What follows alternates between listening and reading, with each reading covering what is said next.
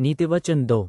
हे मेरे पुत्र, यदि तू मेरे वचन ग्रहण करे और मेरी आज्ञाओं को अपने हृदय में रख छोड़े और बुद्धि की बात ध्यान से सुने और समझ की बात मन लगाकर सोचे और प्रवीणता और समझ के लिए अति यत्न से पुकारे और उसको चांदी की नाई ढूंढे और गुप्त धन के समान उसी खोज में लगा रहे, तो तू यहोवा के भय को समझेगा और परमेश्वर का ज्ञान तुझे प्राप्त होगा।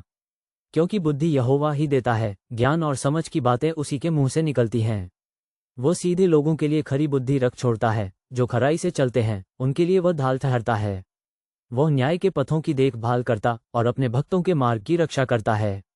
तब तू धर्म और न्याय और सीधाई को निदान सब भली भली चाल समझ सकेगा, क्योंकि बुद्धि तो तेरे हृदय में प्रवेश करेगी और ज्ञान तुझे मनभाव लगेगा, विवेक तुझे सुरक्षित रखेगा और समझ तेरी रक्षक होगी, ताकि तुझे बुराई के मार्ग से और उलटफेर की बातों के कहने वालों से बचाए, जो सीधाई के मार्ग को छोड़ देते हैं, ताकि अंधेरे मार्ग में चलें, जो बुराई करने से आनंदित होते हैं और दुष्ट जन की उलटफेर की बातों में मगन रहते हैं, जिनकी चाल चलन टेढ़ी मेढ़ी और जिनके मार्ग बिगड़े हुए हैं।